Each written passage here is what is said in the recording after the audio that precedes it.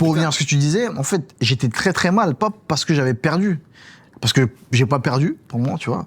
Et j'étais mal parce qu'en fait, je me suis préparé pendant des mois, et la France entière attendait ce fight, c'est-à-dire j'ai hypé le truc comme pas possible, pour qu'au final, en fait, l'arbitre, il me vole le combat, il nous vole à tous le combat. C'est ça, parce que regarde, au final, t'as monté toute une hype, et cette hype, limite, elle s'est retournée contre toi. Je te jure, j'étais pas bien pour toi, parce que je me disais, t'es au milieu, pour que sur un truc, t'arrives une injustice perso, où tu vois tout le monde se retourner contre toi, alors en fait, ça m'a pas trop étonné, parce qu'en fait, le public, il est comme ça, dans le sens où, en fait, ils attendaient. Et tu vois, et je le voyais dans ces messages de, j'espère vrai, tu vois, il y a même mettait des mèmes, genre, tu sais, le footballeur qui fait ça avant de rentrer, il dit, bon, là, j'attends qu'ils perdent, je serai là pour toi sur Twitter. Le downfall. Ils attendaient, il y en a qui attendaient, mais c'est ça aussi qui est marrant. Tu vois, tu peux pas être là, tout le monde, c'est bisounours, tout le monde t'aime, non.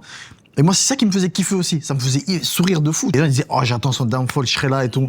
Et surtout, Cédric, t'as vu, je t'aime pas, mais perds pas parce que je vais être là. Il y a des gens qui disaient, je te kiffe de fou, moi, je veux que tu gagnes. Mais si tu perds, je serai là quand même, je vais te dire, ouais, tu perds, t'es mort. Mais moi, c'était drôle. C'est ça qui me faisait kiffer. Mais si j'avais vraiment perdu et que c'était arrivé, je te jure, j'aurais été là aussi.